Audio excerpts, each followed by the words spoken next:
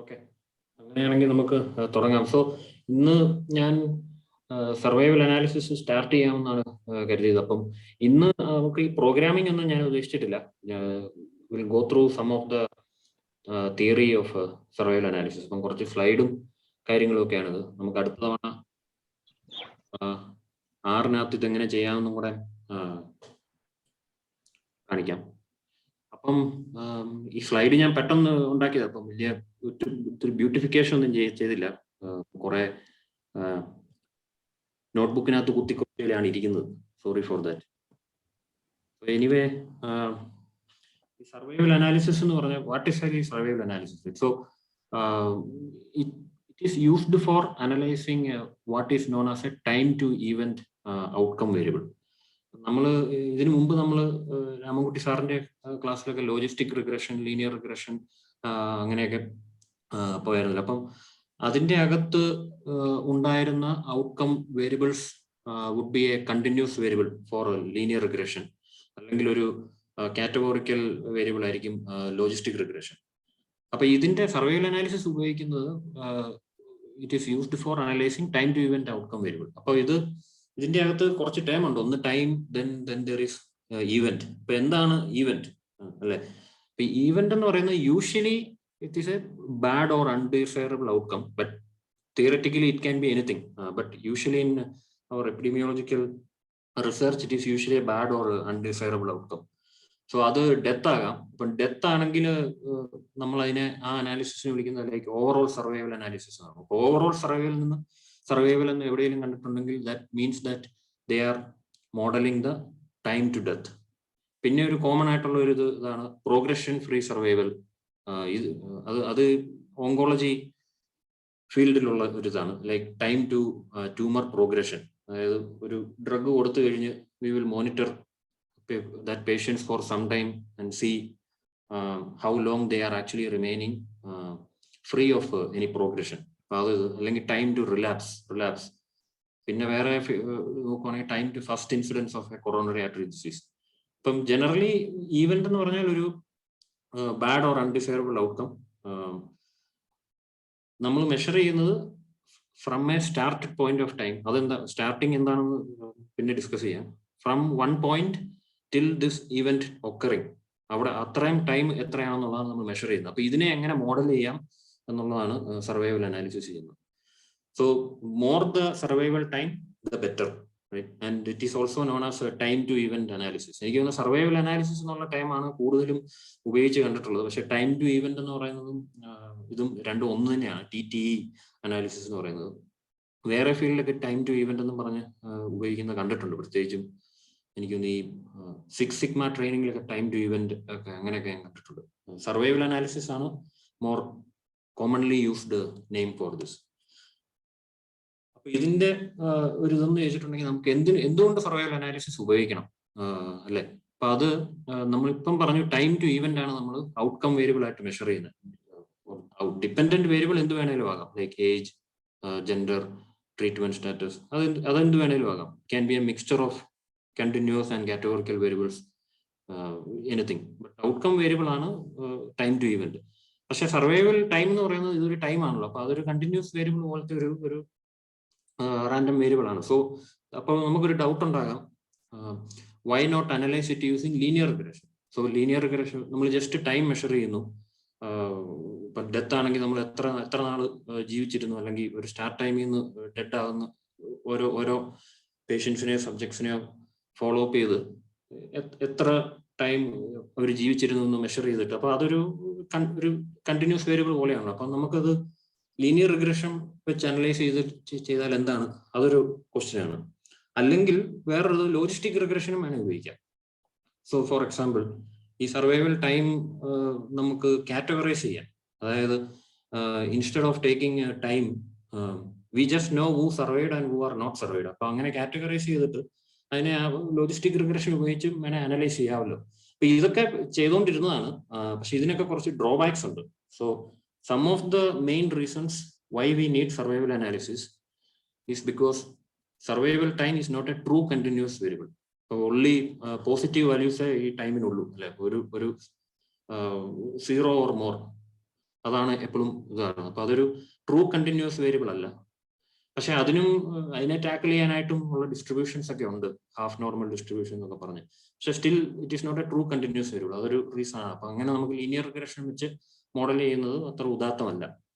പിന്നെ normality assumptions of linear regression does not usually hold true for survival time. അതിനൊരു positive skewness എപ്പോഴും ഈ time to event അല്ലെങ്കിൽ survival ടൈമിന് എപ്പോഴും ഉണ്ട്.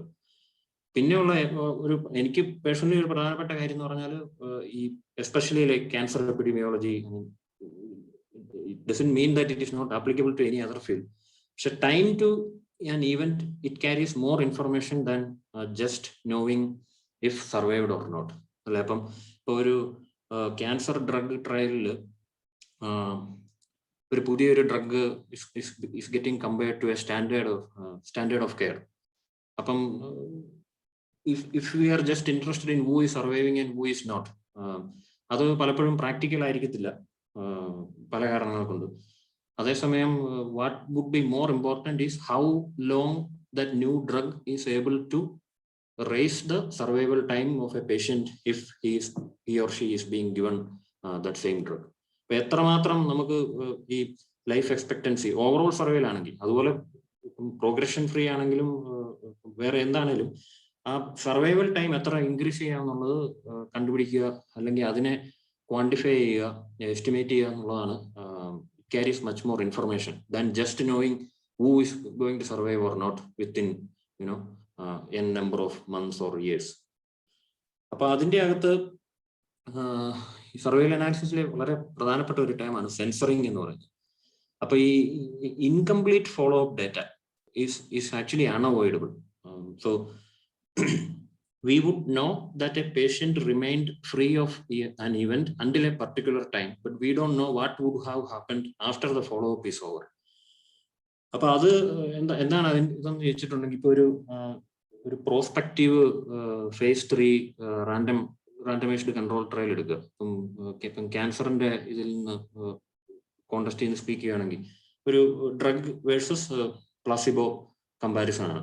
നമുക്ക് ഇങ്ങനെ ഒത്തിരി നാൾ ഇങ്ങനെ ഫോളോ അപ്പ് ചെയ്തുകൊണ്ടിരിക്കാനൊന്നും ട്രയലിന് പറ്റത്തില്ല, for logistical reasons and also ethical reasons. അപ്പം അവർ usually they might be following each patient may be for 2 years 3 years 5 years. അങ്ങനെ ഒരു ടൈം പീരീഡ് ലിമിറ്റേഷൻ കാണും. അപ്പൊ അതിനകത്ത് എല്ലാ പേഷ്യന്റിനും ഈ ഈവന്റ് ആ നിശ്ചിത ടൈം പീരീഡിൽ വരണം എന്നില്ല. ഇപ്പം അതിൻ്റെ അകത്ത് അതിന് പ്രധാനമായിട്ട് 3 കാരണങ്ങളുണ്ട്. അത് അടുത്ത സ്ലൈഡിലുണ്ട്, എന്തുകൊണ്ട് ഇൻകംപ്ലീറ്റ് ഡാറ്റ ഉണ്ടാകുന്നുണ്ട്. അപ്പം ഈ ഇൻകംപ്ലീറ്റ് ഡാറ്റ ഉണ്ടാകുക എന്നുള്ളത് it is unavoidable, even not just in prospective trials but in retrospective cohort studies also. അതായത് ഇപ്പൊ ഇലക്ട്രോണിക് ഹെൽത്ത് റെക്കോർഡ് നോക്കി നമുക്ക് ഇങ്ങനെ ഒരു റീട്രോസ്പെക്റ്റീവ് സ്റ്റഡി നടത്തണം എന്നുണ്ടെങ്കിൽ അത് ഞാൻ എൻ്റെ ജോലിയുടെ ഭാഗമായിട്ട് അത് കുറച്ച് ചെയ്യുന്നതാണ്. അപ്പൊ അതിൻ്റെ അകത്തും ഈ ഇൻകംപ്ലീറ്റ് ഡാറ്റ ഒത്തിരി ഉണ്ട്. അതായത് ഈവന്റ് ഓൾറെഡി ഉള്ള റീട്രോസ്പെക്റ്റീവ് നമ്മൾ പുറകോട്ട് നോക്കുമ്പോഴും ഇൻകംപ്ലീറ്റ് ഡാറ്റ ഒത്തിരി ഉണ്ട്. So when we think of incomplete data, അപ്പൊ നമുക്ക് ചിന്തിക്കാം, നമുക്ക് ഈ ഇൻകംപ്ലീറ്റ് ഡാറ്റ ഉള്ള പേഷ്യൻസിനെ എക്സ്ക്ലൂഡ് ചെയ്തിട്ട് ലീനിയർ ഓർ ലോജിസ്റ്റിക് റിഗ്രഷൻ വേണേൽ ഉപയോഗിക്കാൻ പറ്റും. അതായത് നമ്മൾ പണ്ട് ഈ മെഷീൻ ലേണിംഗിന്റെ ക്ലാസ്സിൽ നമ്മൾ കംപ്ലീറ്റ് ഡാറ്റ അനാലിസിസ് എന്ന് പറഞ്ഞ് ചിലരൊക്കെ ഓർക്കുന്നുണ്ടായിരിക്കും. Basically exclude all patients with missing data and only take those who have complete data. അപ്പൊ അത് കംപ്ലീറ്റ് കേസ് അനാലിസിസ്. അപ്പൊ അതൊരു not a good statistical or epidemiological process. So അതിന്റെ കാരണം മെയിൻ ആയിട്ടെന്ന് പറഞ്ഞാൽ അത് ബയസ് ഉണ്ടാക്കും എന്നുള്ളതാണ്. അതൊരു കാരണമാണ്, unless it is a random missing. പക്ഷെ ഇവിടെ നമുക്ക് ഈ ഇൻകംപ്ലീറ്റ് ഡാറ്റ ഉള്ള പേഷ്യൻസിന് it is not 100% incomplete. So we actually know that these patients did remain free of an event until a particular time. അല്ലെ, അപ്പൊ അവർ ഈ 2 വർഷം ഫോളോ അപ്പിനിടയ്ക്ക് അവർ ചിലപ്പോൾ ഒരു വർഷം കഴിഞ്ഞ് അവർ ട്രയലിൽ നിന്ന് നേരെ വിഡ്രോ ചെയ്യുമായിരിക്കും, അല്ലെങ്കിൽ അവർ മരിച്ചു പോകുമായിരിക്കും. അപ്പൊ അത് പക്ഷെ അത്രയും നേരം അവർക്കൊരു ഈവന്റ് ഉണ്ടായിട്ടില്ല എന്ന് നമുക്കറിയാം. So there is some partial information available. So then the thinking would be like, okay, there must be some way to use this partial information for analyzing outcome time to event value. അപ്പൊ അവിടെയാണ് ഈ survival analysis എന്ന് പറയുന്ന ഈ statistical methodologies വരുന്നത്. നമുക്ക് ആ partial information നമുക്ക് ഉപയോഗിക്കാൻ പറ്റും. We don't have to exclude any data. അതാണ് അതിന്റെ main intuition. behind why using survival analysis or time to event analysis. നമ്മൾ പറഞ്ഞു സെൻസറിങ് എന്ന് പറഞ്ഞാൽ എന്താണെന്ന്. So censoring is simply the phenomenon which occurs when the value of an outcome variable is incompletely known. So these are invariably found in prospective clinical trials and also retrospective cohort studies. So ഇതിന് പ്രധാനമായിട്ടും 3 കാരണങ്ങളാണ് ഉള്ളത്. അതായത് ഒന്നെന്ന് പറയുന്നത് ഇപ്പം prospective study ആണെങ്കിൽ എന്താ പറയുന്നത്, ഞാൻ നേരത്തെ പറഞ്ഞ പോലെ ഒരു നിശ്ചിത ഒരു ടൈം പീരീഡ് കാണും, ഇത്ര നാള് ഈ സ്റ്റഡി നടക്കും. ഇപ്പൊ study ends before the patient had an event അല്ലെ. ഇപ്പൊ ഈ ക്യാൻസർ ട്രയലിന്റെ കാര്യം പറഞ്ഞ പോലെ തന്നെ ഇപ്പൊ ഡെത്ത് ആണ് നമ്മുടെ outcome of interest, time to death ആണ് ഔട്ട്കം ഓഫ് ഇൻട്രസ്റ്റ് എങ്കിൽ 3 വർഷമാണ് നമ്മൾ ആ ട്രയലിൽ പേഷ്യൻസിനെ ഫോളോ ചെയ്യുന്നെങ്കിൽ ആ 3 വർഷം കൊണ്ട് എല്ലാവരും മരിക്കണം എന്നില്ല. ചില പേഷ്യൻസ് മരിക്കാതെ അതിന്റെ after at the end of the study they will actually remain event free. അപ്പൊ അതൊരു സെൻസറിങ് ആണ്. Then patient withdraws from the study or patient is lost to follow up during the study. അപ്പം ഇതാണ് ഈ main ആയിട്ട് 3 കാരണങ്ങൾ. So 3 different type of censoring ആണ് generally കാണാറ്. Like right censoring, left censoring, interval censoring. അപ്പൊ അതാ പേര് പോലെ തന്നെ മിസ്സിംഗ് ഇൻഫർമേഷൻ റൈറ്റ് സൈഡിലാണോ ലെഫ്റ്റ് സൈഡിലാണോ എന്നുള്ള രീതിയിലാണ് റൈറ്റ് ആൻഡ് ലെഫ്റ്റ് വരുന്നത്. ഇപ്പം റൈറ്റ് സെൻസറിങ് ആണ് ഓൾമോസ്റ്റ് ഓൾവേസ് സീൻ. മറ്റേതൊന്നും അധികം അങ്ങനെ കാണാറില്ല. പ്രത്യേകിച്ചും അതൊക്കെ നമുക്ക് സ്റ്റഡി ഡിസൈനിങ് കൊണ്ട് തന്നെ ഓവർകം ചെയ്യാനാണ്. പക്ഷേ right censoring is the most common type. So incompleteness is at the right side of follow up period. അപ്പൊ ഇവിടുത്തെ ഇതെന്ന് ചോദിച്ചിട്ടുണ്ടെങ്കിൽ നമ്മളൊരു അനലൈസ് ചെയ്യുന്ന start period of the study, starting time of the study, അവിടുന്ന് നമ്മൾ ഈ മെഷർ ചെയ്യുന്നു. പക്ഷെ അതിന്റെ ഇടയ്ക്ക് ഈ പേഷ്യന്റ് വിട്ടുപോകുകയോ അല്ലെങ്കിൽ പേഷ്യന്റ് സ്റ്റഡി എൻഡ് ചെയ്യുകയോ ചെയ്യുന്നു. അപ്പൊ ഈ മോളിൽ പറഞ്ഞിരിക്കുന്ന 3 കാരണങ്ങളും ബേസിക്കലി ഈ റൈറ്റ് സെൻസറിങ് തന്നെയാണ് ഉണ്ടാക്കുന്നത്. So here true survival time will always be equal to or greater than observed survival time. ഇപ്പം സ്റ്റഡി ആ പേഷ്യന്റ് ഫുൾ ആ സ്റ്റഡി പീരീഡിൽ ഉണ്ടായിരുന്നെങ്കിൽ that will be equal to the study follow up time. അപ്പൊ observed survival time എന്ന് പറയുന്നത് നമുക്ക് എത്രമാത്രം നമുക്ക് ഈ ഈവന്റ് ഫ്രീ ആയിട്ട് ഇങ്ങനെ മെഷർ ചെയ്യാൻ പറ്റി എന്നുള്ളതാണ് ഒബ്സർവ്ഡ് സർവൈവൽ ടൈം. പക്ഷെ we don't know what would have happened after that, right? അപ്പം true survival time here will always be equal to or greater than observed survival time. പിന്നെ left censoring എന്ന് പറയുന്നത് basically it is rarely found. This is basically when the true survival time is less than or equal to the observed survival time or when the event has occurred prior to the study enrolment. അപ്പൊ അത് ഈ രണ്ടാമത് പറഞ്ഞിരിക്കുന്ന കാര്യം when the event has occurred prior to study enrolment, അത് മിക്ക ഈ ട്രയലിലും inclusion exclusion criteria വെച്ച് നമ്മൾ അത് ടാക്കിൾ ചെയ്യുന്നതാണ്. പിന്നെ ഈ അപ്പൊ അതുകൊണ്ട് അത് it is actually very rarely found left censoring എന്നുള്ളത്. പിന്നെയുള്ളത് interval censoring. That is basically like the name sounds, we know that the event has occurred between 2 time points. Like ഒരു ഇന്റർവെലിന് ഒക്കർ ചെയ്യുന്നത്, പക്ഷെ ഒരു എക്സാക്ട് ടൈം നമുക്ക് അറിയത്തില്ല. ഇപ്പൊ for example ഇപ്പൊ ഈ ഡെത്ത് നമ്മൾ മെഷർ ചെയ്യുമ്പോൾ എക്സാക്ട് ഡേറ്റ് ഓഫ് ഡെത്ത് നമുക്ക് മെഷർ ചെയ്യാൻ പറ്റുവാണെങ്കിൽ അതൊരു ഇന്റർവെൽ സെൻസറിങ് അല്ല. അത് കാരണം നമുക്ക് ആ ഈവന്റ് ഒക്കർ ചെയ്ത ആ കറക്റ്റ് ഇൻസ്റ്റന്റേനിയസ് ടൈം നമുക്ക് അറിയാം. അതേസമയം മേ ബി ഫോർ എക്സാമ്പിൾ ഇപ്പൊ ഒരു വൈറസ് എക്സ്പോഷർ അല്ലെ, കോവിഡ് വൈറസ് എക്സ്പോഷർ ആണ് നമ്മുടെ ഈവന്റ് എങ്കിൽ നമ്മൾക്ക് അത് കണ്ടുപിടിക്കുന്നത് നമ്മളിപ്പോ ഈ ടെസ്റ്റ് ചെയ്യുന്ന RT-PCR അങ്ങനത്തെ ടെസ്റ്റ് ചെയ്തായിരിക്കും. പക്ഷെ അത് ടെസ്റ്റ് ചെയ്യുന്നത് പോസിറ്റീവ് ആവുന്നത് ദിവസം ആയിരിക്കത്തില്ല. ഈ ശരിക്കും എക്സ്പോസ്ഡ് ആവുന്ന ടൈം, റൈറ്റ്? അപ്പൊ അത് അതിന് മുമ്പായിരിക്കാം. അപ്പൊ അതുകൊണ്ട് we might know a period between this day and that day. Maybe the primary contact നമുക്ക് ഡേ അറിയത്തില്ലായിരുന്നു. അപ്പൊ between 2 time points it might have occurred, but we don't exactly know within that interval at which period it has occurred. അപ്പൊ ഈ last 2 പറഞ്ഞതും it's actually rarely found or not that important as that of right sensory. ഇതൊരു just ഒരു graphical example ആണ്. ഇതിന്റെ അകത്ത് ഈ നമുക്കൊരു 10 പേഷ്യൻസ് ഉണ്ട്, അതായത് 1, 2, 3 ഞാൻ നമ്പർ കാണിച്ചേക്കുന്നത്. ജസ്റ്റ് അവരെ ഇങ്ങനെ ഫോളോ അപ്പ് ചെയ്തേക്കുവാണ്, ഇയർ 1, 2, 3, 4. ചില പേഷ്യൻസ് ഒക്കെ സ്റ്റാർട്ട് ചെയ്യുന്നത് ഇങ്ങനെയാണ്. അപ്പൊ അതിന്റെ അർത്ഥം എന്ന് പറഞ്ഞാൽ in a prospective trial, not all patients will get enrolled at the same date. So ഒരു പേഷ്യന്റ് ഇപ്പം ഈ ജൂണിലാണെങ്കിൽ അടുത്ത പേഷ്യന്റ് ചിലപ്പം ജൂലൈയിലായിരിക്കും എൻറോൾ ചെയ്യുന്നത്. അപ്പൊ അതുകൊണ്ടാണ് ഈ ഗ്യാപ്പ് ഇങ്ങനെ കാണുന്നത്. ബട്ട് എനിവേ, ഈവന്റ് ഇവിടെ മെഷർ ചെയ്യുന്ന MI, മയോകാർഡിയൽ ഇൻഫാർക്ഷൻ. അപ്പം ഇതിന്റെ അകത്ത് നോക്കുവാണെങ്കിൽ 2 പേഷ്യൻസ് ഇടയ്ക്ക് വെച്ച് അതിൽ നിന്ന് ഡ്രോപ്പ് ഔട്ട് ആയിപ്പോയി അല്ലെ. അതിൽ MI ഒക്കെ ചെയ്തേക്കുന്ന 1, 2, 3 പേഷ്യൻസ്. പിന്നെ ഒരു പേഷ്യന്റ് ഇടയ്ക്ക് വെച്ച് ഡെത്തും ആയിട്ടുണ്ട്.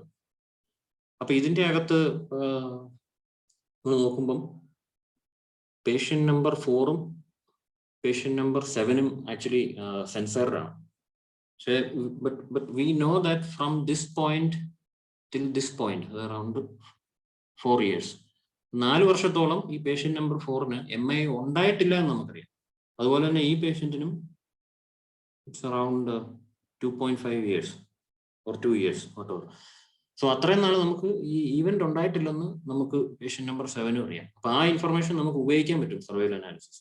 ഇപ്പം കംപ്ലീറ്റ് കേസ് അനാലിസിസ് നമുക്ക് ഈ പേഷ്യൻസിനെ 2 പേരെയും ഡ്രോപ്പ് ചെയ്യുമോ, അല്ലെങ്കിൽ ഈവൻ ഡെത്ത് ഉള്ള പേഷ്യൻസിനെ ചില അനാലിസിസിൽ അത് സെൻസർഡ് ആകാറുണ്ട്. But death is actually A bad outcome. So it is almost always considered as an event itself. അതായത് ഈ ഈവന്റ് ഓഫ് ഇൻട്രസ്റ്റ് MI ആണെങ്കിലും ഈ ഡെത്തും ഒക്കെ ചെയ്യുന്നത് it's not a good thing, drop out പോലെയല്ല. അപ്പം അനാലിസിസിന്റെ ആ പ്ലാൻ അനുസരിച്ച് it might be considered as a censored event, or it might not be considered as a censored event. It might be considered as equivalent to MI. അപ്പൊ അത് ആ analysis design അനുസരിച്ചായിരിക്കും. ഇതിന്റെ അകത്ത് നമുക്കിപ്പം ഓക്കെ ഡെത്തും സെൻസർ ചെയ്യുവാണെങ്കിൽ ഈ 3 നമ്പർ 4, നമ്പർ 7, നമ്പർ 10 ഈ 3 പേരും actually we have censoring that has occurred. ഈ ദിസ് പേഷ്യന്റ് നമ്പർ 1 ആൻഡ് പേഷ്യന്റ് നമ്പർ 8 അവര് സ്റ്റഡിയുടെ അവസാനം വരെ ഉണ്ടായിരുന്നു. നമുക്കറിയാം ഇത്രയും നാളും അവർക്ക് ഈ event of interest ഉണ്ടായിരുന്നില്ലെന്നുള്ളത്.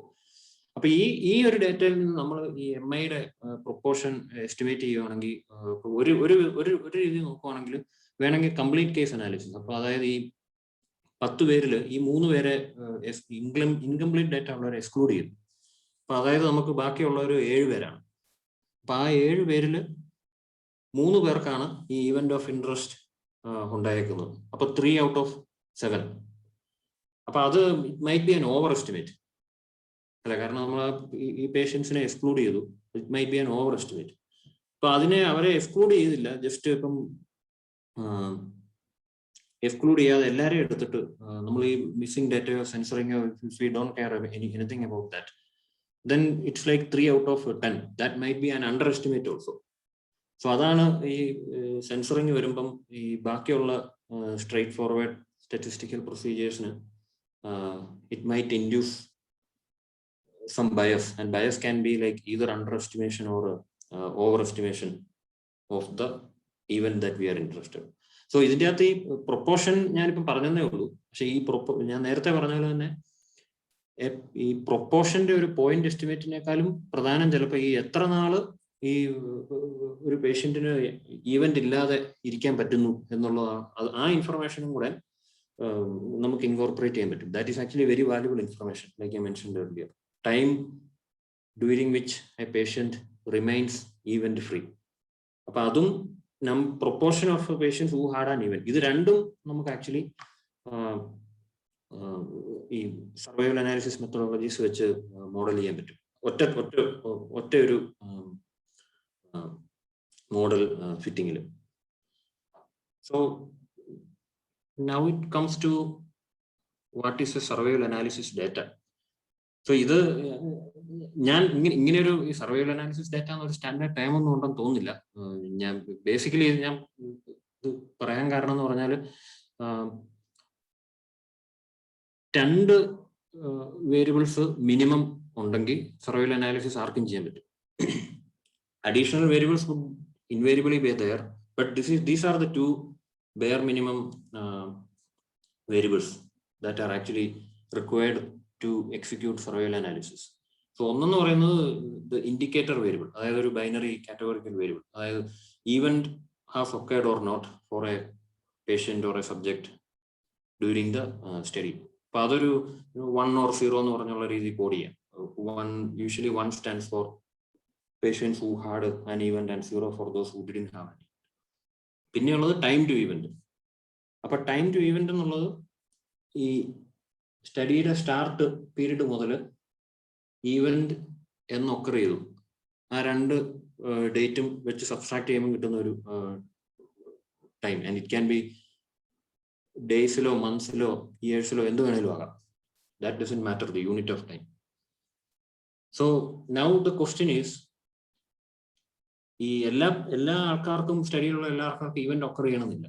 So what would be the time to event for whom the event never occurred during study period, or for whom we simply don't know whether the event has occurred? So അതായത് censoring നടന്ന സമയത്ത് നമുക്ക് എങ്ങനെ അവരുടെ time to event കണ്ടുപിടിക്കാം. അതായത് ഇപ്പൊ ഈ എക്സാമ്പിൾ എടുക്കുവാണെങ്കിൽ ഈ പേഷ്യന്റ് നമ്പർ 4, ഇവർക്ക് എങ്ങനെ നമുക്ക് ടൈം ടു ഇവന്റ് കണ്ടുപിടിക്കാം? there is no way to subtract it. So for example, like patient number 2, ഈ ടൈം പോയിന്റും ഈ ടൈം പോയിന്റിൽ MI ഒക്കർ ചെയ്തിട്ടുണ്ട്. അപ്പൊ അത് രണ്ടും സബ്സ്ട്രാക്ട് ചെയ്തിട്ടുണ്ടെങ്കിൽ നമുക്കറിയാം that is the time to event for patient number 2. അതേസമയം even for patient number 1, anyone who didn't have an event, how we will measure time to event? അവർക്ക് അത് it is confusing, but actually നമ്മൾ എന്ന് വെച്ചാൽ അവരുടെ last available data എന്നുവരെ ഉണ്ടായിരുന്നോ അത് minus your study start period, അത് നമ്മൾ ടൈം ടു ഇവന്റ് ആയിട്ട് അവർക്ക് വിടും. അതായത് ഇപ്പൊ ഈ ഡ്രോപ്പ് ഔട്ട് ആയ ഈ പേഷ്യന്റിന് ഈ പോയിന്റും ഈ പോയിന്റും വെച്ച് തന്നെയാണ് സബ്സ്ട്രാക്ട് ചെയ്യുന്നത്. Only difference is in the model we will actually give that information that this is a censored event, that we don't know. We know that till this period there was no event, but beyond that we don't know. അപ്പോൾ ആ information നമുക്ക് ഉപയോഗിക്കാം.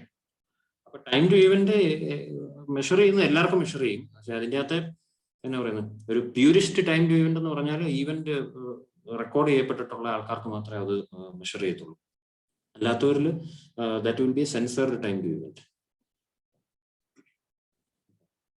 അടുത്ത് ഇതിൻ്റെ അകത്ത് ഉള്ളൊരു concept survival probability അല്ലേ. ഇപ്പം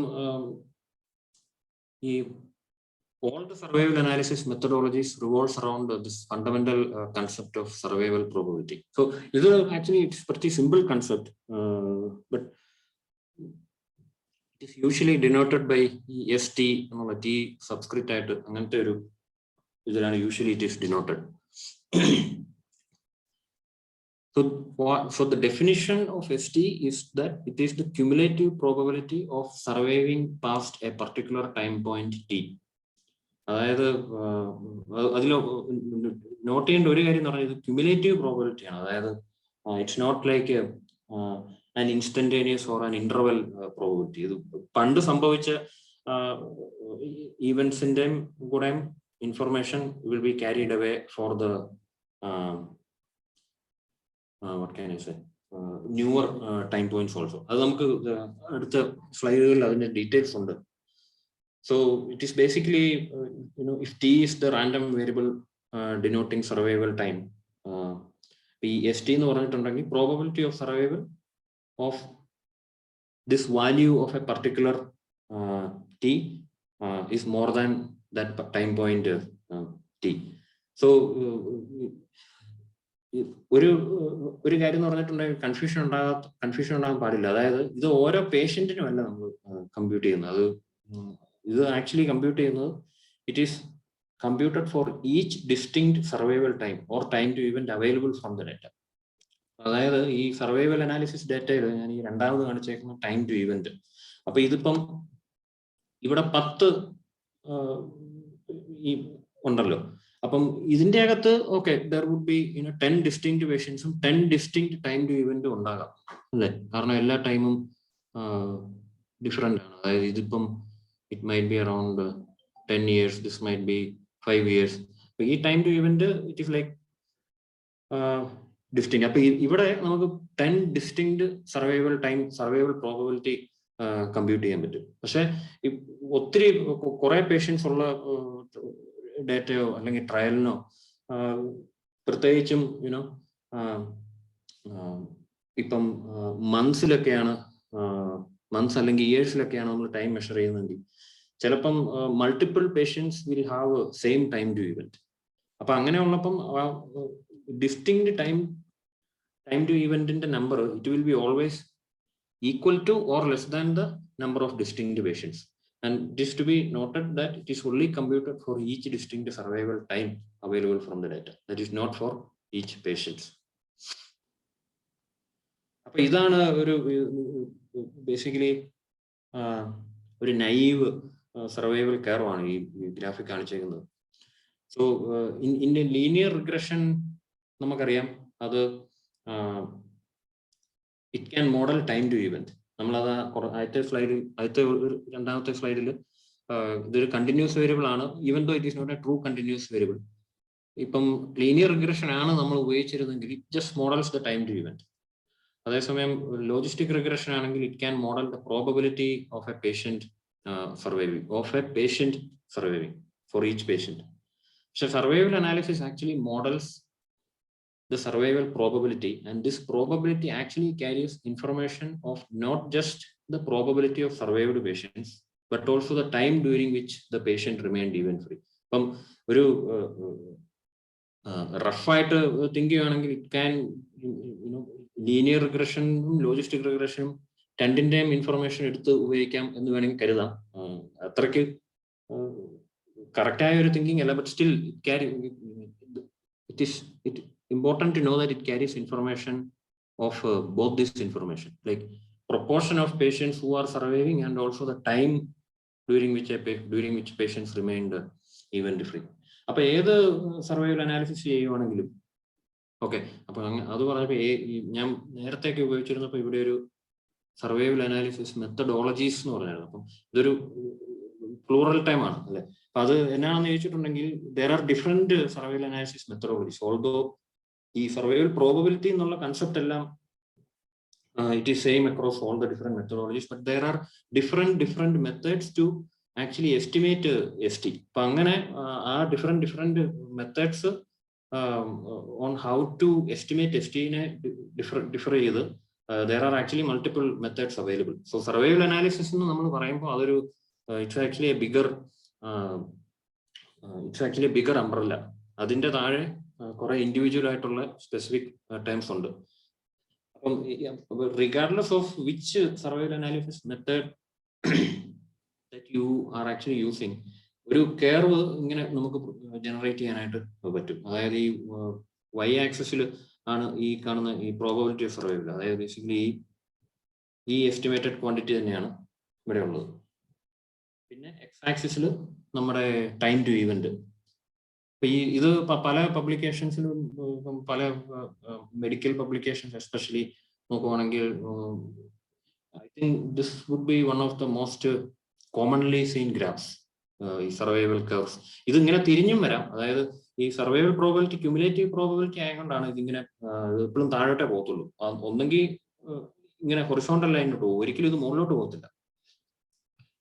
അപ്പൊ ഈ സ്റ്റഡി പീരീഡ് സ്റ്റാർട്ട് ചെയ്യുന്ന സമയത്ത് ഓൾ പേഷ്യൻസ് ഹാവ് സർവൈവ്ഡ് അല്ലെ. അപ്പൊ അതുകൊണ്ടാണ് ഈ probability of survival would be 1 at the beginning. അത് കഴിഞ്ഞിട്ട് കുറച്ച് പേഷ്യൻസ് ഇവന്റ് ഉണ്ടാവും. അപ്പൊ അവര്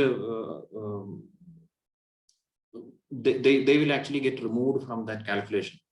അപ്പൊ അങ്ങനെ ഓരോ സമയവും അതിങ്ങനെ കുറഞ്ഞുകൊണ്ട് വരും, ദാറ്റ് ക്യുമുലേറ്റീവ് സർവൈവൽ പ്രോബബിലിറ്റി.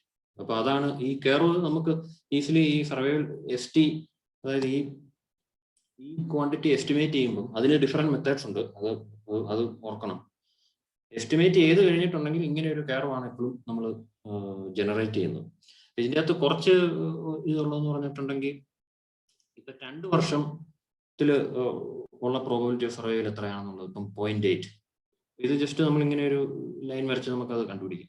പിന്നെ ഒരു ഇമ്പോർട്ടന്റ് ടൈം ആണ് മീഡിയൻ സർവൈവൽ എന്ന് പറഞ്ഞത്. അത് പ്രത്യേകിച്ച് ഈ ക്യാൻസർ റിലേറ്റഡ് എപ്പിഡീമിയോളജിക്കൽ റിസർച്ചിലെല്ലാം എപ്പോഴും ഉപയോഗിക്കുന്ന ഒരു പദമാണ്. നിങ്ങളും പലപ്പോഴും ഉറപ്പായിട്ടും കേട്ടിട്ട് കാണും.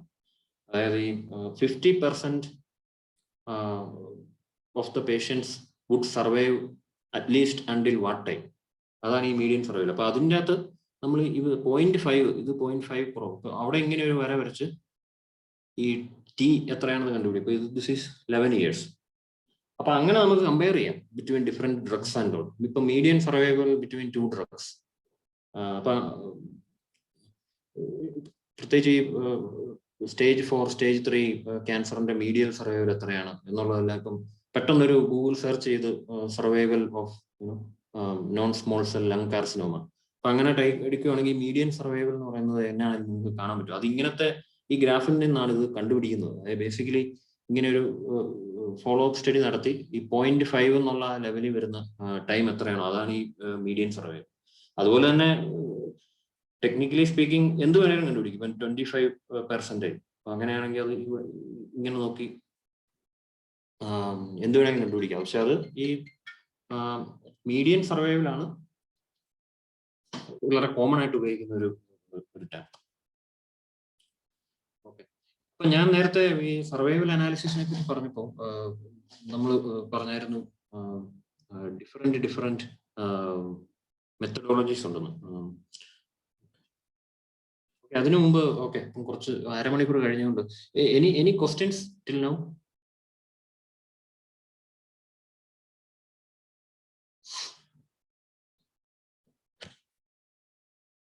ഒന്നുമില്ല.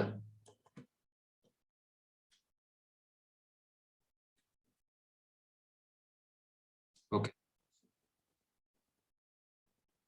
ഓക്കെ, നമുക്കത് കണ്ടിന്യൂ ചെയ്യാം. അപ്പൊ അത് നേരത്തെ ഞാൻ പറഞ്ഞ പോലെ തന്നെ ഈ സർവൈവൽ പ്രോബബിലിറ്റി എസ്റ്റിമേറ്റ് ചെയ്യാൻ there are different methods. അപ്പൊ അതിനെ generally we can divide it into non parametric and parametric estimation. അത് അതിന്റെ ഡീറ്റെയിൽസിലോട്ടൊന്നും നമുക്ക് അധികം പോകുന്നില്ല. ജസ്റ്റ് ഒരു ഹൈ ലെവലിലുള്ള ഒരു ഇത് മാത്രം ഇപ്പൊ അറിഞ്ഞിരുന്നാൽ മതി. ബേസിക്കലി നോൺ പാരാമെട്രിക് എന്ന് പറഞ്ഞിട്ടുണ്ടെങ്കിൽ അതിന്റെ ഉദ്ദേശം എന്ന് പറഞ്ഞിട്ടുണ്ടെങ്കിൽ we don't make any assumptions around the distribution of survival probability. അപ്പം അതാണ് നോൺ പാരാമെട്രിക്. പാരാമെട്രിക് എന്ന് പറഞ്ഞിട്ടുണ്ടെങ്കിൽ we make some assumptions around the distribution of survival probability. So parametric methods in the example, it is revolving around the distribution assumption. അപ്പൊ അത് ഇങ്ങനത്തെ കുറെ exponential, Weibull, Gompertz, log normal, gamma, അങ്ങനെ കുറെ methods ആണ് parametric മെത്തേഡ്സിലുള്ളത്. അതങ്ങനെ അത്രയ്ക്കും commonly used ഒന്നുമല്ല. നമ്മുടെ focus would be on non parametric analysis. അപ്പൊ അതിൻ്റെ അകത്തെ ഏറ്റവും പോപ്പുലർ ആയിട്ടുള്ള മെത്തേഡാണ് കാപ്ലാൻ മേയർ അനാലിസിസ്. ഇത് പലരും ഉറപ്പായിട്ടും കേട്ടിട്ട് കാണും. അല്ലെങ്കിൽ KM survival analysis. This is a non parametric method. അത് ഓർത്തിരിക്കണം. അത് this is actually a non parametric method. It doesn't make any assumptions around the distribution of survival probability. അപ്പൊ അതൊരു സ്ട്രേറ്റ് ഫോർവേഡ് പ്രൊസീജിയർ ആണ്. And this is by far the most popular survival analysis methodology. അതുപോലെ വേറെ non parametric method ഉണ്ട് അതിൽ. പക്ഷെ അതൊന്നും എനിക്ക് തോന്നുന്നു അതെല്ലാം ഹിസ്റ്റോറിക്കൽ ഇമ്പോർട്ടൻസ് മാത്രമേ ഉള്ളെന്ന് തോന്നുന്നു. Like life table analysis. താല്പര്യമുള്ളവർക്ക് ഇങ്ങനെ life table survival analysis search ചെയ്ത് അത് കാണും. പക്ഷേ ഇതൊന്നും അങ്ങനെ ഒരിക്കലും ഉപയോഗിക്കുന്നൊന്നുമില്ല ഇപ്പം. It's Kaplan Meier is the most popular. I mean, it's not just the most popular among non-parametric methods. It is actually the most popular and most commonly used across all surveillance analysis methodologies. അപ്പം ഇതിൻ്റെ അകത്ത് ഞാൻ നേരത്തെ പറഞ്ഞായിരുന്നു, അതായത് ഈ non parametric method ആയതുകൊണ്ട് നമ്മൾ അസംഷൻസ് ഒന്നും ഉണ്ടാക്കുന്നില്ല. പക്ഷെ അത് ഉദ്ദേശിച്ചത് എന്താണെന്ന് വെച്ചിട്ടുണ്ടെങ്കിൽ it is just that we don't make any assumptions around the distribution of survival probability. That doesn't mean that it doesn't have other assumptions. അതിലൊരു വളരെ പ്രധാനപ്പെട്ട ഒരു അസംഷൻ ആണ് censoring. Censoring is independent of the failure time or the survival time. അതെന്താണെന്ന് ചോദിച്ചിട്ടുണ്ടെങ്കിൽ patients who are censored have the same ഇവിടെ ഒരു same എന്നും പറഞ്ഞു വേണമായിരുന്നു. ദ സെയിം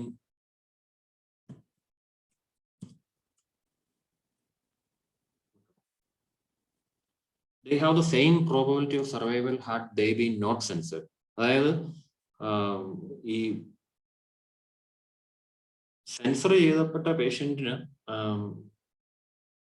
ഇപ്പം നമ്മൾ 2 ഗ്രൂപ്പായിട്ട് ഡിവൈഡ് ചെയ്യാന്ന് വിചാരിക്കും. ഇപ്പം those who had events and those who are സെൻസർഡ്.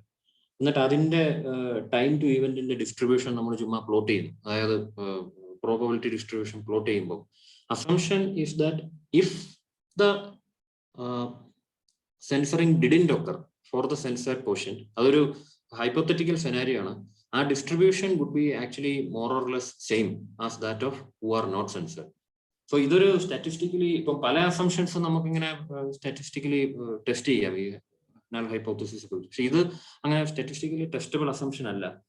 അപ്പൊ ഇതിന്റെ അകത്ത് but this can be actually taken care of during study design. അതായത് നല്ല മാച്ച്ഡ് കേസ് ആൻഡ് കൺട്രോൾസ്, അല്ലെങ്കിൽ enrolment period would be not very long, അങ്ങനെയൊക്കെയുള്ള കാര്യങ്ങൾ വെച്ച് that can be taken care of during the study design. Actually ഈ study ഡിസൈനും അതിലൊക്കെയാണ് ഇതിന്റെ അകത്തെ ഏറ്റവും പ്രധാനപ്പെട്ട കാര്യങ്ങൾ ഇരിക്കുന്നത്.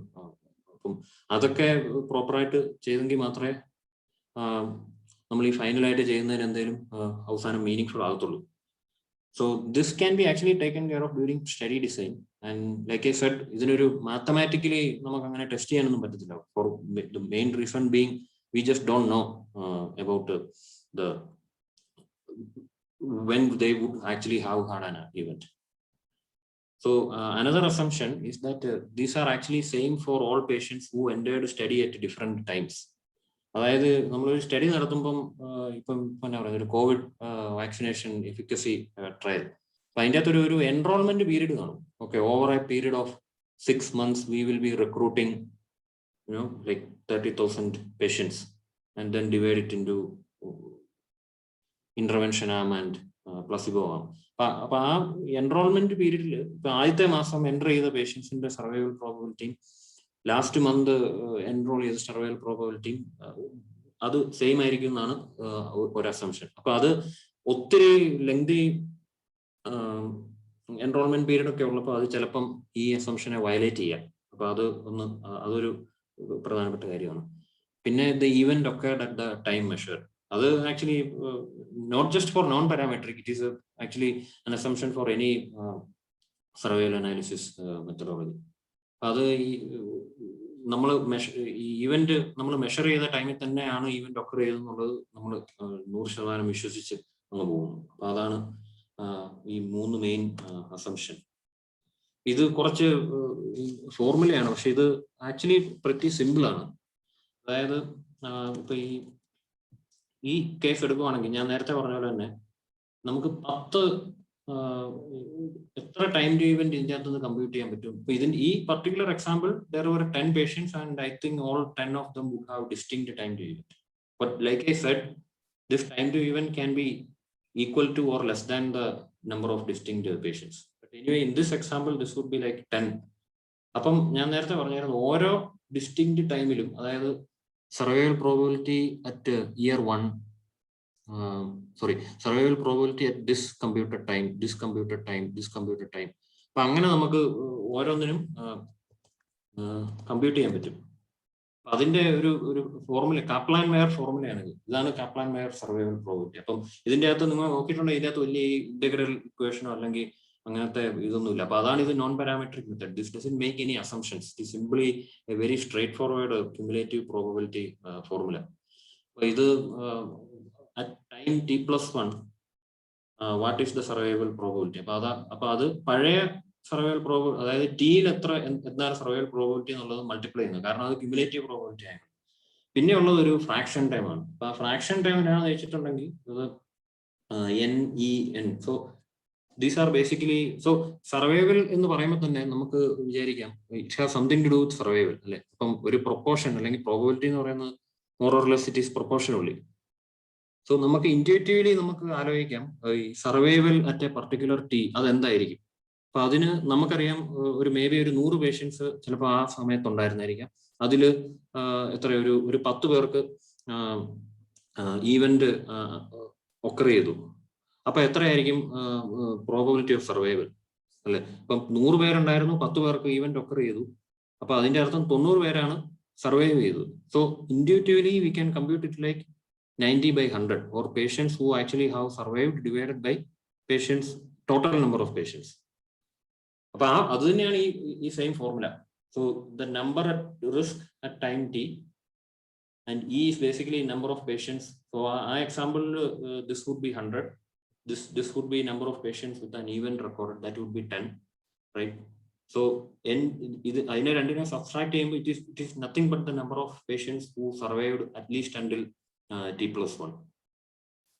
ഇതിന്റെ അകത്ത് ഇതാണ് ഒരു ഇൻസ്റ്റന്റേനിയസ് ടൈം ടു ഇവന്റിലുള്ള സർവൈവൽ പ്രോബിലിറ്റി. അങ്ങനെ for each distinct time to event available from the data, we can compute multiple ST values. This is ST+1 in the formula. This is applicable for all the other survival probabilities. ഇതിന്റെ ഒരു കാര്യം ഓർക്കേണ്ടതെന്ന് പറഞ്ഞിട്ടുണ്ടെങ്കിൽ NT+1 എന്ന് പറയുന്ന ഈ term, this actually excludes patients who are censored at T+1. In addition to those who have had an event at T+1 also. അതായത് ഈ patients who got censored at this time point, they are not considered anymore for estimating survival probability of ST+1 and beyond. But they are actually considered for estimating survival probability up to ST. അപ്പൊ അതാണ് ആ partial information നമ്മൾ ഉപയോഗിക്കുന്നു പറഞ്ഞുകൊണ്ടിരുന്നത്. അപ്പൊ നമുക്കറിയാം ഇത്രയും നാളും അവർക്ക് ഇവന്റ് ഇല്ലായിരുന്നു നമുക്കറിയാം. അപ്പൊ ആ ഇൻഫർമേഷൻ നമ്മൾ അത്രയും നാൾ ഉപയോഗിക്കും. But after that, we exclude them. So basically, so normally, follow distinct time to event ST compute. It is not just the patients who are who had event who is getting subtracted from number at risk. Censored patients also will get subtracted. That e time in nalla. അതായത് ഈ NT+1 എന്നുള്ളതാണ്. അതിന്റെ ഇതൊരു example, ഇതൊരു ഞാൻ വെബ്സൈറ്റിൽ നിന്ന് എടുത്തതാണ്. ഇതൊരു എക്സാമ്പിൾ സർവൈവൽ ഡേറ്റയാണ്. ഈ കാണുന്നതാണ് basically that distinct time to event. അപ്പൊ അതിനെ നമ്മൾ ബേസിക്കലി അസെൻഡിങ് ഓർഡറിൽ ഓർഡർ ചെയ്യുന്നു. 0, 1, 2, 3. ഇപ്പൊ ഇത് 1, 2, 3, 4, 5, 6, 7 അങ്ങനെ ഒരു അരിത്തമെറ്റിക് പ്രോഗ്രഷൻ പോലെയൊന്നും പോകത്തൊന്നുമില്ല. ഇത് just an example. For example ഇവിടെ 4 ഒന്നുമില്ല. അത് എന്ത് വേണേലും ആകാം, ആ ഡേറ്റ അനുസരിച്ചിരിക്കും. 5, 6, 9, 10. അപ്പൊ ഇത്രയും ഡിസ്റ്റിങ്ക്ട് ടൈം ടു ഇവന്റ്സ് ഉണ്ട് അല്ലെ. അപ്പം ഇവിടെ 20 പേഷ്യൻസ് ആണ് ഈ ഡേറ്റയിൽ ഉണ്ടായിരുന്നത്. അപ്പൊ ഇനീഷ്യലി 20 പേർക്കും ഇവന്റ് ഉണ്ടാകാനായിട്ട് റിസ്ക് ഉണ്ടായിരുന്നു. So there probability is 1, that survival probability is 1. അത് കഴിഞ്ഞിട്ടുള്ള ഫോർമുല എന്ന് പറയുന്നത് it is the same formula. ഇവിടെ ഡി ഉപയോഗിച്ചേക്കുന്നത് it is just because the event of interest in this analysis is death. ഞാൻ ഇവിടെ ഉപയോഗിച്ചത് just to denote that it is an event. Here it is death. That is only difference. Only the notation is different. അപ്പം at year 1 ഒരു patient ഡെഡായി. അപ്പം ഈ formula അനുസരിച്ച് it would be 19/20 would be the ഈ fraction time. അതിനെ നമ്മൾ പഴയ ST, അതായത് ഇതിന് മുമ്പിലത്തെ സർവൈവൽ പ്രോബിലിറ്റി ആയിട്ട് മൾട്ടിപ്ലൈ ചെയ്യും. അതാണ് cumulative probability. So that's why we get 0.950. അപ്പൊ ഇതിന്റെ അകത്ത് ഒരു പേഷ്യന്റ് ഓൾറെഡി ഇവന്റ് ഒക്കർ ചെയ്തുകൊണ്ട് for the next period only 19 patients were at risk. So the denominator becomes 19. But over here there were no events that you got observed. So ഒരു censoring ഉണ്ട്, but still it would be but in this here we just subtract the number of events. If censoring numeratoril നിന്ന് ഒരിക്കലും പോകില്ല. അതാണ് 19 minus 0 because this event didn't occur. So it gets the same probability. ഇവിടെ പക്ഷേ അതേസമയം ഞാൻ നേരത്തെ പറഞ്ഞ പോലെ തന്നെ ഈ പേഷ്യന്റ് ഇവിടെ സെൻസറായി, അതായത് 2 വർഷമായപ്പോൾ ഏതൊരു പേഷ്യന്റ് ഡ്രോപ്പ് ഔട്ട് ആവുമോ, എന്തോ സംഭവിച്ചു, മിക്കവാറും ലോസ്റ്റ് ഫോളോ അപ്പോ ഡ്രോപ്പ് ഔട്ടോ എന്തെങ്കിലും ആയി. അപ്പൊ അത് കഴിഞ്ഞ് ഈ 19 എന്നുള്ളത് number at risk will become 18. ഡിനോമിനേറ്ററിൽ നിന്ന് അത് കുറഞ്ഞു പോകും. പക്ഷെ ഇതിനു മുമ്പുള്ള ഇവിടെ ഇത് 0 തന്നെയാണ്. അത് സെൻസറിങ് നമ്മൾ സബ്സ്ട്രാക്ട് ചെയ്യത്തില്ല ന്യൂമറേറ്ററിൽ. It will only the actual events. അപ്പൊ അങ്ങനെ ഇങ്ങനെ അസെൻഡിങ് ഓർഡർ ചെയ്താൽ നമുക്ക് ഇത് ഹാൻഡ് കാൽക്കുലേഷൻ ചെയ്യാവുന്നതേ ഉള്ളൂ. അപ്പൊ ഇങ്ങനെ കാൽക്കുലേറ്റ് ചെയ്ത്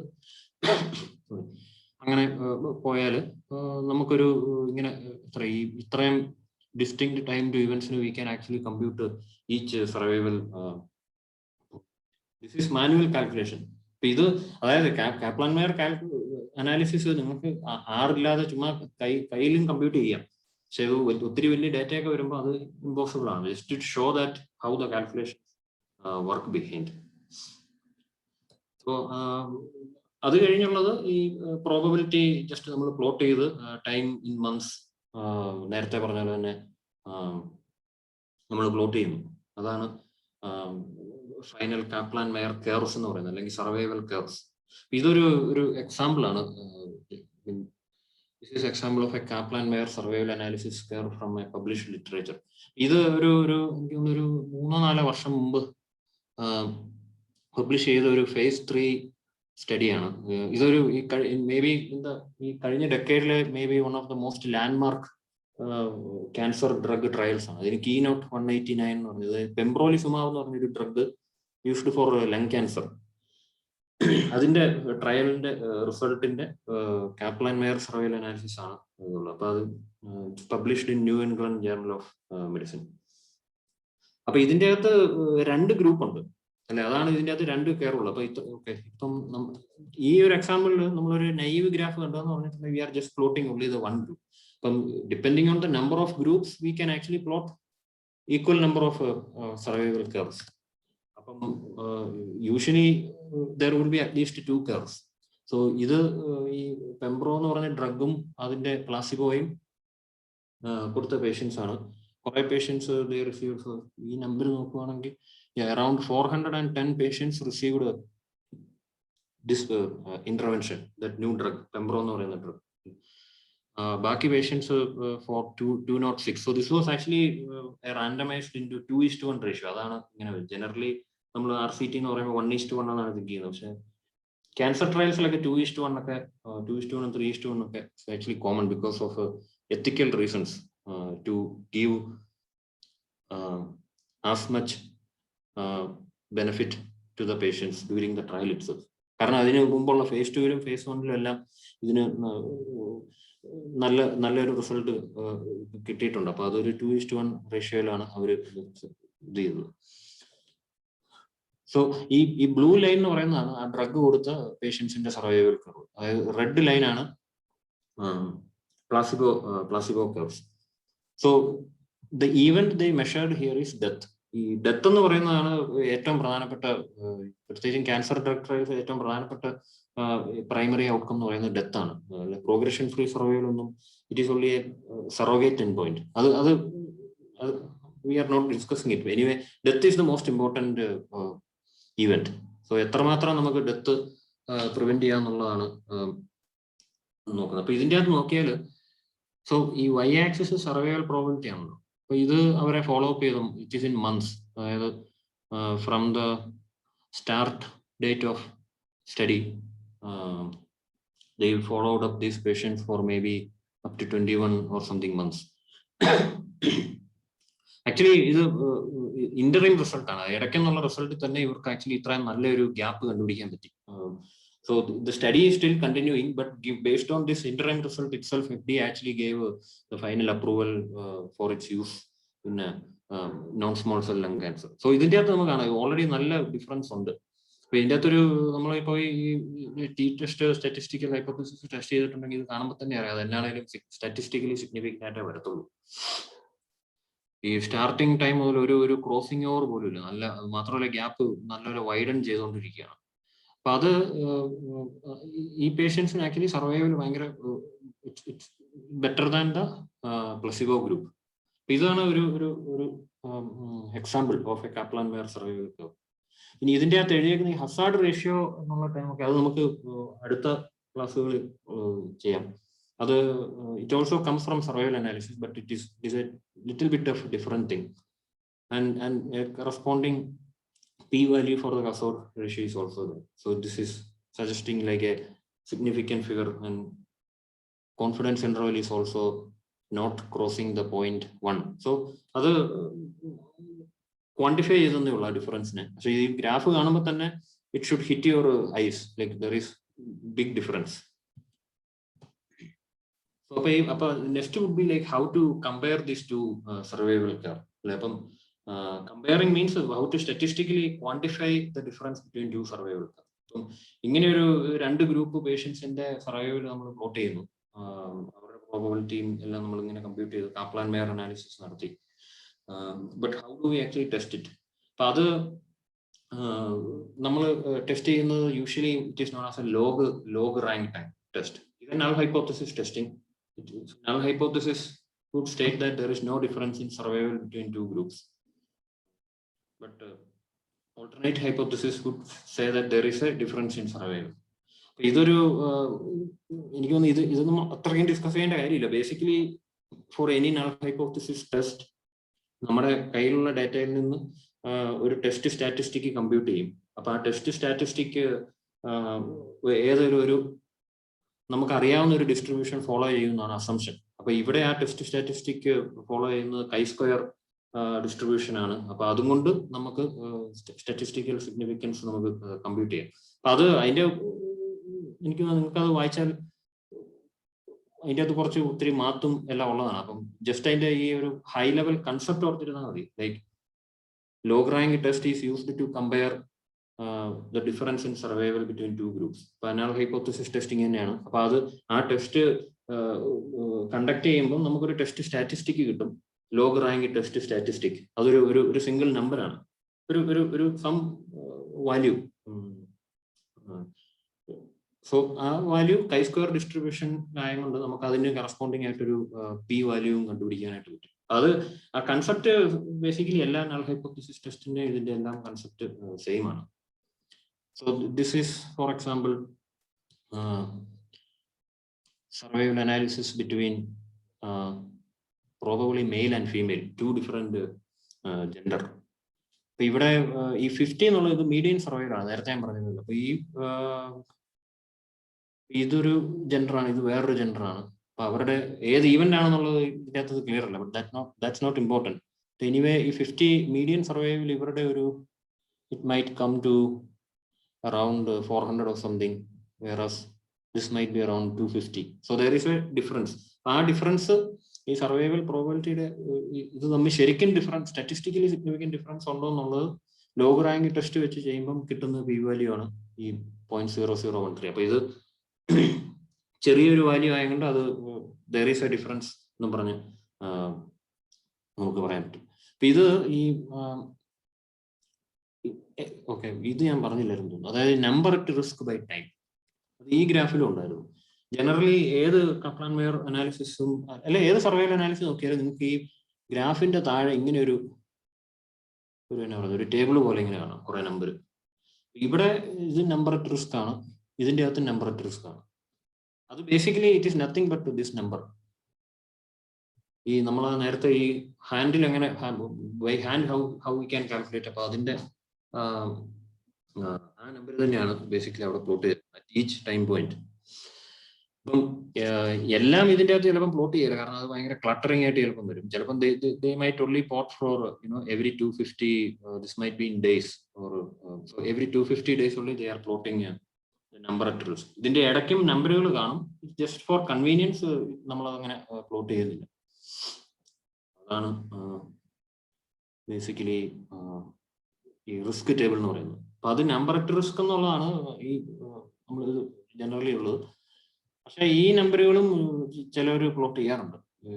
നമുക്ക് ഇത് മാത്രമല്ലല്ലോ ഈ റിസ്ക് ടേബിൾ കാണിക്കുന്നത്, വേണമെങ്കിൽ ഇതും കാണിക്കാം അല്ലെ, വേണമെങ്കിൽ ഇതും കാണിക്കാം, നമ്പർ ഓഫ് സെൻസർ എടുക്കും. അതും ചിലപ്പോഴൊക്കെ ചെയ്യാറുണ്ട്. But this is like bare minimum. Number at risk table that is always shown exactly aligning below the Kaplan-Meier survival curves. So last നമ്മളിപ്പോ ഈ കോവിഡിന്റെ ഇതായതുകൊണ്ടൊരു ഞാൻ ജസ്റ്റ് സെർച്ച് ചെയ്തപ്പം കിട്ടിയതാണ് ഈ ഒരു കോവിഡ് വാക്സിൻ എഫിക്കസി കാപ്ലാൻ-മെയർ അനാലിസിസ് വെച്ച് ഇസ്രായേലിൽ കണ്ടുപിടിച്ചൊരു സ്റ്റഡിയാണ്. ഇത് എനിക്ക് തോന്നുന്നു ഇതൊരു 1-2 മാസം ആയതേ ഉള്ളൂ ഇതിന്റെ ഇത് പബ്ലിഷ് വന്നിട്ടുണ്ട്. അപ്പൊ നമുക്ക് ഓൾറെഡി നമുക്ക് പലർക്കും അറിയായിരിക്കുമല്ലോ, ഇസ്രായേലിൽ ഫൈസർ വാക്സിൻ ആണ് മേജർലി കൊടുത്തത്. അപ്പൊ അവിടെ അറ്റ്ലീസ്റ്റ് ഐ നോ ഏപ്രിലിൽ തന്നെ എനിക്ക് തോന്നുന്ന ഒരു 60% പോപ്പുലേഷൻ അറ്റ്ലീസ്റ്റ് 1 ഡോസ് എടുത്തു കഴിഞ്ഞു.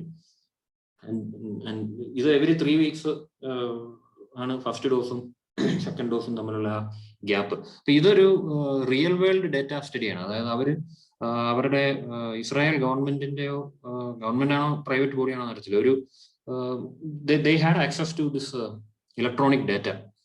അപ്പൊ അവർക്ക് എന്നാണ് ഒരാൾക്ക് വാക്സിനേഷൻ കൊടുത്തത്, ഫസ്റ്റ് ഡോസ് എന്ന് കൊടുത്തു, സെക്കൻഡ് ഡോസ് എന്ന് കൊടുത്തു, അത് കഴിഞ്ഞ് അവർക്ക് കോവിഡ് ഇൻഫെക്ഷൻ ഡോക്യുമെന്റ് ചെയ്തിട്ടുണ്ടോ, സിംറ്റം ഡോക്യുമെന്റ് ചെയ്തിട്ടുണ്ടോ, ഹോസ്പിറ്റലൈസ് ചെയ്തോ, സിവിയർ ആയിരുന്നോ അല്ലയോ, ഡെത്ത് ഉണ്ടായോ. അപ്പൊ ഇതിന്റെ ഇൻഫർമേഷൻ എല്ലാം അവർക്ക് അവൈലബിൾ ആയിരുന്നു. അപ്പം അവര് basically, so you can think of it like a retrospective cohort study. അപ്പം പക്ഷെ ഇതിന്റെ അകത്ത് നിങ്ങൾക്ക് ഒരു വ്യത്യാസം കാണാമെന്ന് ചോദിച്ചാൽ, നമ്മൾ ഇത്രയും നാളും കണ്ട ഗ്രാഫ് എല്ലാം ഇങ്ങനെ താഴോട്ടായിരുന്നു പോകുന്നത്. ഇതിന്റെ അകത്ത് ഇത് നേരെ മുകളിലോട്ടാണ് പോകുന്നത്. അത് ആക്ച്വലി അതിന്റെ അകത്ത് വലിയ കോംപ്ലിക്കേഷൻ ഒന്നുമില്ല. ബേസിക്കലി ഇവര് സർവൈവൽ ടൈം പ്രോബബിലിറ്റി പ്ലോട്ട് ചെയ്യുന്നതിന് പകരം they just plot 1 - survival probability. So 1 - survival probability will be actually increasing. So അതിനെ നമ്മൾ ക്യുമുലേറ്റീവ് ഇൻസിഡൻസ് എന്നാണ് പറയുന്നത്. അപ്പം ഇവിടെ ഈ മോളിലുള്ള ലൈൻ ആയിരിക്കും ബെറ്റർ സർവൈവൽ അല്ലെ. ഇവിടെ ഇപ്പൊ ഈ പെംബ്രോ ഗ്രൂപ്പിന്റെ എക്സാമ്പിൾ പറയുകയാണെങ്കിൽ ഇവർക്കാണ് ബെറ്റർ സർവൈവൽ കിട്ടിയിരിക്കുന്നത്. അവരാണ് they had a better patient outcomes. അതേസമയം ഇവിടെ അപ്പം തിരിച്ചായതുകൊണ്ട് താഴെയുള്ളവർക്കാണ് ബെറ്റർ ഔട്ട്കം. സോ ഈ blue line is nothing but vaccinated people and these are actually unvaccinated people. So എല്ലായിടത്തും ലൈക്ക് ഡോക്യുമെന്റഡ് ഇവിടെ ഇത് ഡിഫറെന്റ് ഈവൻസ് ആണെന്നേ ഉള്ളൂ. ഈ multiple graphs A B C D E. അപ്പം ഇതിന്റെ അത് ഡോക്യുമെന്റഡ് SARS-CoV-2 ഇൻഫെക്ഷൻ. അപ്പൊ അവര് ഓൾമോസ്റ്റ് 6 ലക്ഷം പേഷ്യൻസ് ഈച്ച് ഗ്രൂപ്പിലും ഉണ്ടായിരുന്നു. So it's a very very very large study. അതാണ് ഈ retrospective studies using electronic records നമുക്ക് ഇത്രയും പേഷ്യൻസിനെയൊക്കെ ഈസി ആയിട്ട് കിട്ടും. Even the one study which I am currently doing involves actually 27 million patients for a narcolepsy related study. അപ്പൊ അത് ഈ റീട്രോസ്പെക്റ്റീവ് സ്റ്റഡിയിൽ ഇങ്ങനെ എത്രയും വലിയ നമ്പറൊക്കെ ഒത്തിരി പേഷ്യൻസിനെ കാണാൻ. അതേപോലെ ഓൾമോസ്റ്റ് അല്ല, it's actually equivalent number of patients got divided into in a 1:1 ratio. അത് കഴിഞ്ഞ് അവരുടെ സാധനം electronic health record follow up ചെയ്തു. അപ്പൊ ഇത് നമ്പർ അറ്റ് റിസ്ക്കും ഇത് ഈ ആക്ച്വലി നമ്പർ ഓഫ് ഈവൻസും അവർ പ്ലോട്ട് ചെയ്തിട്ടുണ്ട്. അതായത് ഞാൻ നേരത്തെ പറഞ്ഞ പോലെ ഇതും വേണേൽ പ്ലോട്ട് ചെയ്യാൻ, ഇതും അതിന്റെ താഴെ കാണിക്കാം. അപ്പൊ അവർ ഇതിന്റെ ക്യുമുലേറ്റീവ് നമ്പർ പ്ലോട്ട് ചെയ്തേ ഉള്ളൂ, നമ്പർ ഓഫ് ഈവൻസ്. അപ്പൊ ഇവിടെ എല്ലായിടത്തും നോക്കിയാൽ അറിയാം ഇത് ആക്ച്വലി ഈ it is actually better than the COVID infection is much less seen in the vaccinated group. അവർക്ക് ഇൻസിഡൻസ് ഭയങ്കര കുറവാണ്. കാരണം ഇത് ക്യുമുലേറ്റീവ് ഇൻസിഡൻസ് ആണ്. അതിന്റെ റിവേഴ്സ് ആണെന്നുള്ള സർവൈവൽ പ്രോബബിലിറ്റി. ഇത് തിരിച്ച് നിങ്ങൾ സർവൈവൽ പ്രോബബിലിറ്റി പ്ലോട്ട് ചെയ്താൽ you will get the excellent same result only. അപ്പൊ അത് കാണിക്കാൻ കാരണം എന്ന് പറഞ്ഞാൽ ഇത് ഈ വാക്സിൻ എഫിക്കസിയിലും ഈ സർവൈവൽ അനാലിസിസ് ഉപയോഗിക്കാറുണ്ട്. പ്രത്യേകിച്ചും time to detecting or contracting a Covid infection, that is also important. ഇപ്പം 3 മാസം വരെ വാക്സിന്റെ എഫക്റ്റീവ്നെസ് ഉണ്ടായിരുന്നുള്ളെങ്കിൽ ചിലപ്പോൾ 3 മാസം കഴിഞ്ഞ് ഈ ലൈനുകൾ ചിലപ്പം ക്രോസ് ചെയ്തെന്നൊക്കെ ഇരിക്കും. അപ്പൊ അതൊന്നും ഇപ്പം at least 42 something days following the first dose. Time 0 എന്ന് പറയുന്നത് ഫസ്റ്റ് ഡോസ് ഓഫ് വാക്സിനേഷൻ ആണ്. അപ്പം the difference became much evident from day 21 or something അല്ലെ, ഈ ഡോക്യുമെന്റഡ് ഇൻഫെക്ഷൻ ആണെങ്കിൽ. ഇതിന്റെ ഒരു ഡേ 14 ഓൺവേർഡ്സ് ആ ഒരു difference became much evident. I think since it is given every 3 weeks the second dose, ഈ രണ്ടാമത്തെ ഡോസ് ഈ 21 എന്നുള്ള ആ പോയിന്റിലായിരിക്കണം ഈ ബ്ലൂ ഗ്രൂപ്പ് എടുത്തിട്ടുള്ളത്. കാരണം ബ്ലൂ ആണ് വാക്സിനേറ്റഡ്. അപ്പൊ ഇത് വെച്ച് നമുക്ക് ആക്ച്വലി സർവൈവൽ റേറ്റ് വെച്ച് നമുക്ക് വാക്സിൻ എഫിക്കസി മെഷർ ചെയ്യാൻ പറ്റും. So they found out the vaccine efficacy for symptomatic COVID-19 is around more or less around 85 to 90% or something after 2 doses. So almost more or less same as their original Pfizer's phase 3 clinical trial. So അതൊരു just ഒരു example ആണെന്നേ ഉള്ളൂ. അപ്പം okay, അപ്പം already time ആയി. അപ്പം next ക്ലാസ്സിൽ നമുക്കിത് 6-നകത്ത് എങ്ങനെ നമുക്ക് ചെയ്യാം എന്നുള്ളത് നോക്കാം. അപ്പം എന്തെങ്കിലും ക്വസ്റ്റ്യൻസ്?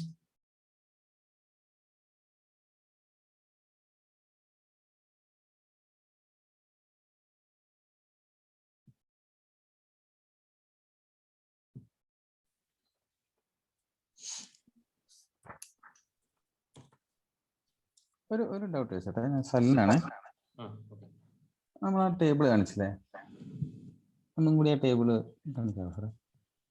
പിന്നെ കാണിച്ച നമ്പർ ഇതാണോ? ഇത് തന്നെ. ഇതിനകത്ത് ഇപ്പൊ 4 എന്ന് പറയുന്ന ടൈം നമുക്കില്ലല്ലോ. ഇല്ല ഇല്ല. അപ്പൊ 4 ഈ സർവൈവൽ പ്രോബിലിറ്റി എന്ന് പറയുന്നത് 0.844 തന്നെയാണ് വരിക. 5 അതേ പ്രോബിലിറ്റി ആണ്, ഇവന്റ്സ് ഒന്നും ഉണ്ടാവാത്ത. കാരണം എന്നാന്ന് ചോദിച്ചാൽ ആ ഡേറ്റയില് we didn't find anyone who had an event at time 4. അപ്പൊ നമ്മൾ ഇപ്പൊ ഈ എക്സാമ്പിൾ എടുക്കുകയാണെങ്കിൽ ഈ പോയിന്റും ഈ പോയിന്റും തമ്മിലുള്ള ഡിഫറൻസ് ആണ് ഈ പറഞ്ഞ 0, 1, 2, 3 എന്ന് പറഞ്ഞു വരുന്നത്. ഓക്കെ, അതിങ്ങനെ ഈ 0, 1, 2, 3, 4, 5, 6, 7 അങ്ങനെ ഒരിക്കലും വരത്തില്ല. അത് ഇറ്റ് മൈറ്റ് ബി ലൈക്ക് അത് ചിലപ്പം സ്റ്റാർട്ട് ചെയ്യുന്നത് 0, പിന്നെ 10 ആകാം, പിന്നെ അടുത്ത നമ്പർ 27 ആകാം. അപ്പൊ അങ്ങനെ അതിനൊരു ഓർഡർ ഒന്നുമില്ല. നമുക്കത് ഈ എന്നാണ് ആ ഈവന്റ് ഒക്കർ ചെയ്തെന്നുള്ളത് അങ്ങനെ ഒരു അരിത്തമെറ്റിക് പ്രോഗ്രഷന് പോകത്തില്ലല്ലോ. ഓക്കെ, ഇത് നമ്മൾ ഒബ്സർവേഷൻ തുടങ്ങിയ ടൈം തൊട്ട് ഇവന്റ് വരെയുള്ള ടൈമിന്റെ ഡിഫറൻസ് ആണ്. ഓക്കെ. അപ്പോ ഇപ്പൊ ഈ ഒരു ടേബിൾ വെച്ച് തന്നെ നമുക്ക് 5 0.844 വന്നു.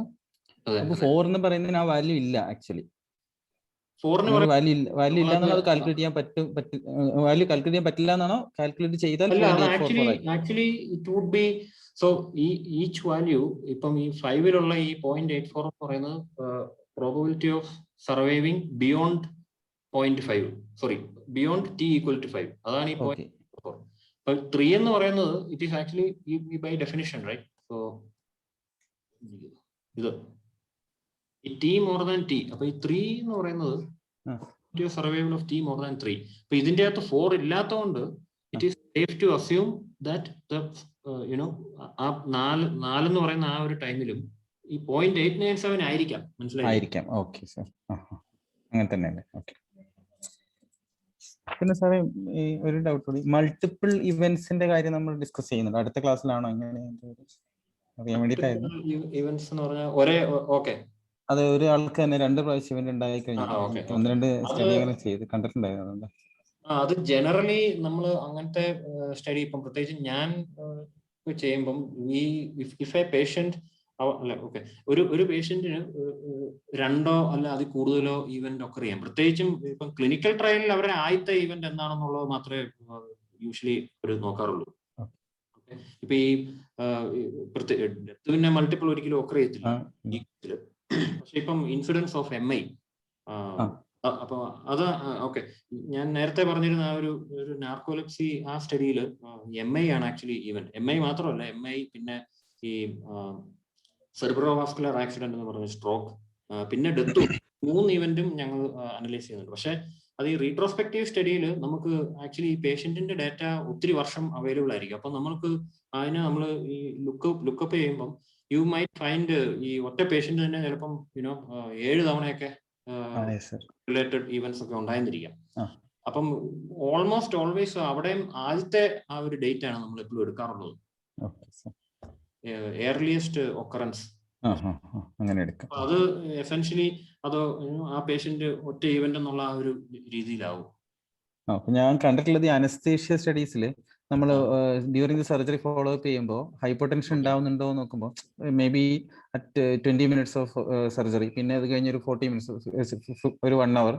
ഇപ്പൊ 2 പ്രാവശ്യം ഹൈപ്പോടെൻഷൻ ഉണ്ടായിട്ടുണ്ടെങ്കിൽ ഏതെടുക്കണം എന്നുള്ള ഡൗട്ട് ഉണ്ടായിരുന്നു. ഇപ്പൊ ഫസ്റ്റ് ഇവന്റ് എടുക്കുകയാണെങ്കിൽ അങ്ങനെ അത് ആക്ച്വലി എനിക്ക് തോന്നുന്നു ആ സ്റ്റഡി ഡിസൈനിന്റെ സമയത്ത് അത് തീരുമാനിക്കണം. ഞങ്ങളുടെ കേസിലെല്ലാം ഇതുവരെയും ഇതിലെല്ലാം ഏർലിയസ്റ്റ് ഒക്കറൻസ് ആണ് ഓഫർ ചെയ്യുന്നത്. പക്ഷേ മൾട്ടിപ്പിൾ ഈവന്റ്സും നമുക്ക് ആക്ച്വലി എടുക്കാൻ പറ്റും. അപ്പൊ അത് ഇപ്പൊ ഈ ഹൈപ്പോടെൻഷൻ എന്ന് പറഞ്ഞ ഈ സ്റ്റഡിയിൽ ഇപ്പം ഈ മൾട്ടിപ്പിൾ ഈവന്റ്സ് എടുക്കേണ്ടത് റെലവെന്റ് ആണോ ഇല്ലയോ എന്നുള്ളത് ഒരു സബ്ജക്ട് മാറ്റർ ആ ഒരു എക്സ്പെർട്ടീസിൽ നിന്ന് വരണം. അങ്ങനെ അതും പക്ഷെ നമുക്ക് അനലൈസ് ചെയ്യാൻ പറ്റും, ഈ മൾട്ടിപ്പിൾ ഈവന്റ്സും പറ്റുന്നത്.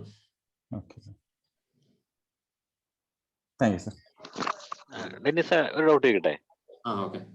ഈ മൾട്ടിപ്പിൾ ഇവന്റ് വരുമ്പോഴേ ഈ ചിലപ്പോ probability of second MI after first MI എന്നുള്ളത് ഫസ്റ്റ് MIയുടെ പ്രോബിലിറ്റി ഈക്വൽ ആവണം നിർബന്ധമില്ല, ചിലപ്പോ വ്യത്യാസം വരാലോ.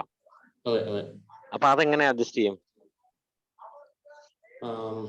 എന്തെങ്കിലും വെയിറ്റഡ് സംഭവം കൊടുക്കാനോ അങ്ങനെ വല്ല നിവൃത്തിയുണ്ടോ? അതായത് സെക്കൻഡ് എം ഐ മാത്രമാണോ? അല്ല ഇപ്പൊ സെക്കൻഡ് അല്ല, ഞാൻ എല്ലാ എം ഐ എടുക്കുകയാണ്.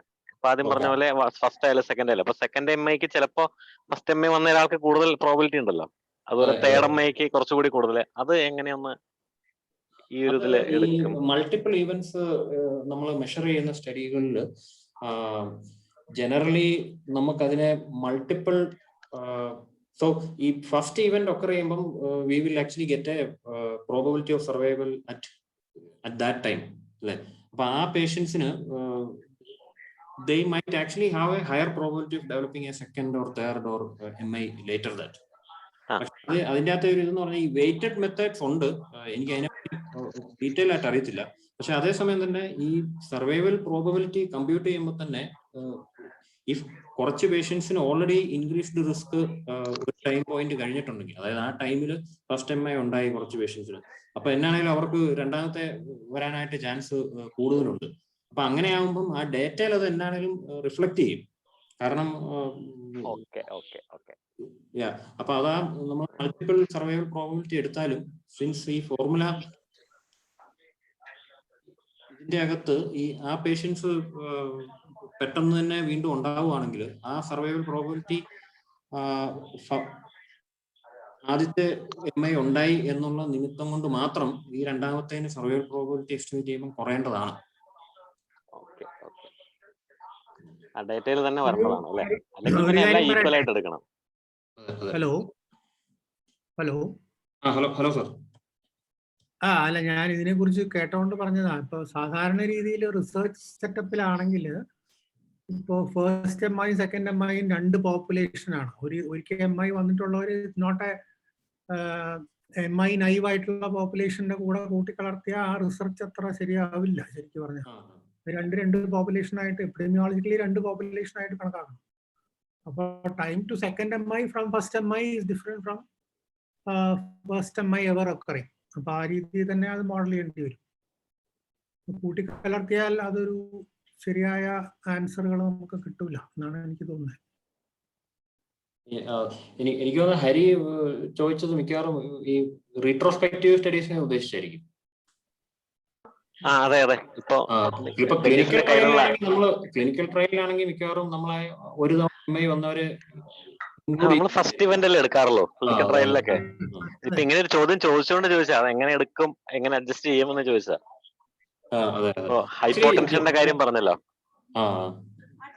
അതിലും മോർ ഓഫ്റ്റൻ ദാൻ നോട്ട് നമ്മൾ ആദ്യത്തെ ഏർലിയസ്റ്റ് ആണ് എപ്പോഴും എടുക്കുന്നത്.